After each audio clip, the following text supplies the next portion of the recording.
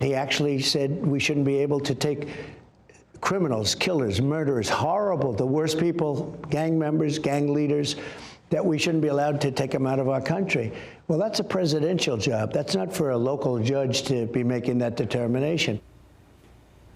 The latest from the Trump administration is back and forth with a federal judge on recent deportations over the weekend. That's when a plane carrying alleged gang members was on its way to El Salvador. A U.S. district judge ordered it to turn around, but it did not.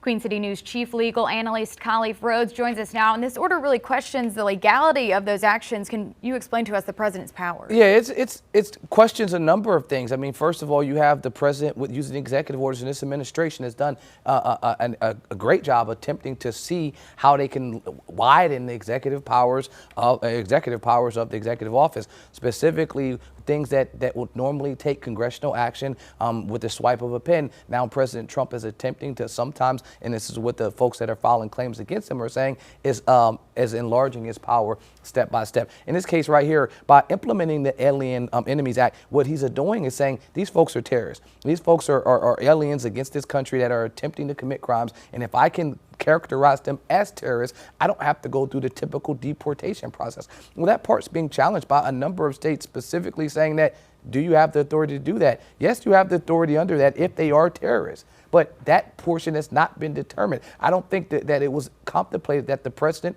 could have the ability to declare them terrorists. I think, first of all, when you look at a clear reading of the law, it says that we're either being at war or invaded by these individuals. And I think that part has to be evaluated and addressed by a judge. Until a judge does that, yes, the judge was within his right, because he is a sitting judge, to address it in an order. And in that order says to stop doing something. Typically, folks follow those orders.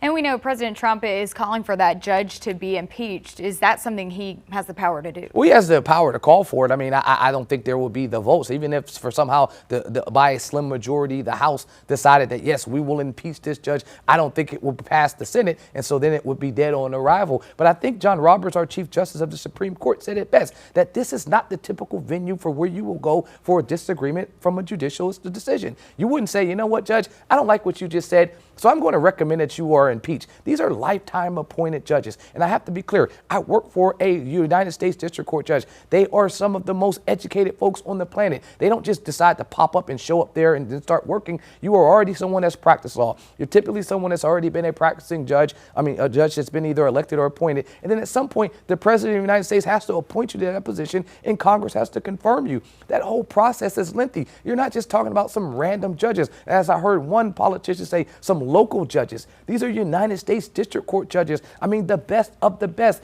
And so for you to say this person has worked their life off to get to this lifetime appointed position now should be worried about being impeached, I doubt that they are worried, because, again, I don't think the votes are there to have it done. But that's not the process. The process is appeal. If you don't like the decision of a judge, appeal it. If they've given you some type of injunction that stop what you're doing, it's told you to stop what you're doing, stop what you're doing, appeal it, and then the next court can either rule in your favor or they can rule against you. But that's normally how the process works. It doesn't work that, I don't like what you're saying, that's a bad judge.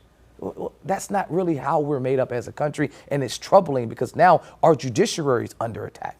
Yeah, absolutely. And kind of looking back at that weekend flight, there are a lot of questions about the judge's orders. The administration has said wasn't enforceable because it was verbal. So do a judge's orders have to be written down? They do not. I mean, all judges speak through their orders, and make no mistake about it, that courtroom is a court of record. And so while the judge is speaking, there is someone there that's writing this down. They're either going to be writing it down and it's going to be video recorded. And so if the judge's order was somehow not written down, make no mistake about it, his order spoken to them was an order nonetheless. An order, yes, you typically would have it filed, signed by the judge. But if the judge is giving them explicit directions in court to do X, Y, and Z, typically the judge will say, was my order ambiguous? Did you not understand what I was telling you to do? Please explain to me why you have failed to follow the orders I've given it to you. And that's what's happening now. And you can see the department is attempting to roll it back and saying, well, hey, you said we can do this. We were in open waters. There were a number of things they're saying. And now they're saying that, well, actually, your judge, your order wasn't signed and it wasn't written. What I can say is this judge is not happy. He's asking for answers. And at some point, they'll have to give them the answers that he's looking for. Absolutely. We always appreciate your knowledge on these things. Thank you so much, Khalif.